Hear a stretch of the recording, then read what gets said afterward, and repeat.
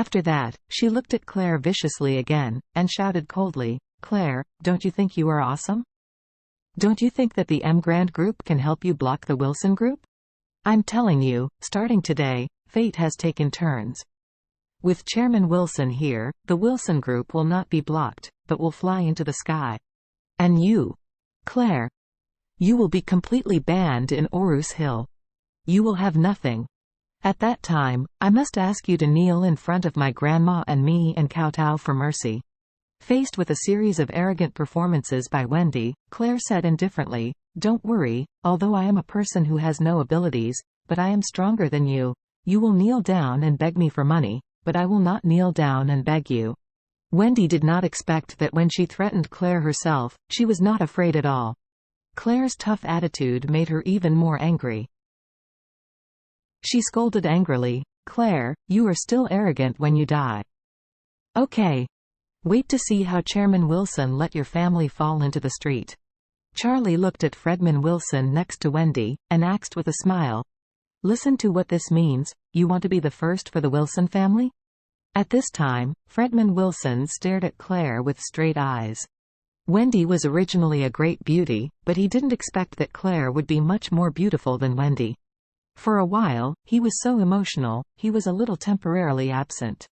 Moreover, he was also a little unhappy at this moment. For Wendy, who is far less attractive than Claire, he has already spent $15 million. Among them, $10 million was invested in the Wilson Group and $5 million given for Wendy's spending. But he didn't expect that Charlie, a waste-to-door son-in-law, would have such a blessing to be together with a woman like Claire. It is simply more than annoying. So he also looked at Charlie up and down, sneered, and said, "You're the son-in-law that rubbish live in?" Charlie said indifferently, "It's me, what can you advise?" Fredman Wilson said coldly, "I heard that you have insulted Wendy before, and I will slowly settle these accounts with you for Wendy." Charlie nodded and said disdainfully, "It's better to hit the sun if you choose a day. If you want to count it, just do it now." Fredman Wilson thought that revealing his identity and saying a few ruthless words would be enough to make Charlie kneel and beg for mercy, but he did not expect that a mere rubbish would dare to talk to him like this. He was humiliated for a while, so he gritted his teeth and said, "Boy, you seem to be very arrogant. Do you know who I am, Fredman Wilson?" Charlie smirked and said, "You don't deserve to let me know a rubbish like you." Fredman Wilson was furious and said, "Although I am not from Orus Hill, Fredman Wilson, with my strength, is the dragon crossing the river in Orus Hill. You are the first to talk to me like this." Charlie put away his cynical smile, staring at Fredman Wilson with frosty eyes, and said word by word, "In Orus Hill, you have to lie down for me if you are a tiger. If you are a dragon, you have to hold it for me. Because of the whole Orus Hill, only I, Charlie, is a real dragon."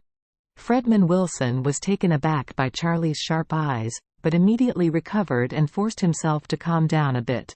Then he sneered, "Wendy is right, you are really stinky silk. Just relying on you, really a dragon? You really laughed off Mister's big teeth. In my eyes, you are not as good as a bug." After finishing speaking, he deliberately looked at Claire and said with a wretched smile, "Miss Claire, I have long heard of you being beautiful and moving. When I saw you today, you really deserved it. You will never have such a rag in your life. Future prospects, it is better to follow me. I will not treat you badly." Then, he pointed to Wendy and said to Claire, "Wendy followed me, and I gave her $5 million pocket money. If you follow me, I will give you $10 million. Claire angrily said, "You are shameless." Fredman Wilson laughed and said, "Although I'm a little shameless, the kung fu in bed is still very strong. You are sure that you will fall in love with me completely after you try it once." Charlie couldn't bear it at this time, and suddenly punched him in the face without mercy. Boom! Fredman Wilson's entire face collapsed instantly by this punch. His nose is shattered and broken.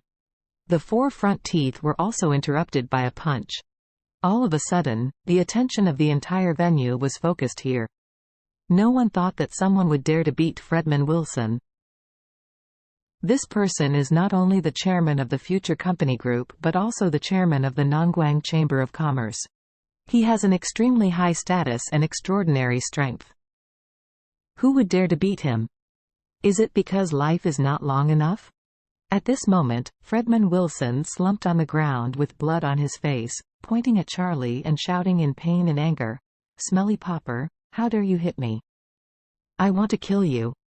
Charlie said coldly, "Not only will I beat you, but I will also abolish you." After speaking, Charlie stepped his foot in front of his crotch and sneered, "Chairman Wilson, don't you like playing with women? From now on, you can completely say goodbye to women."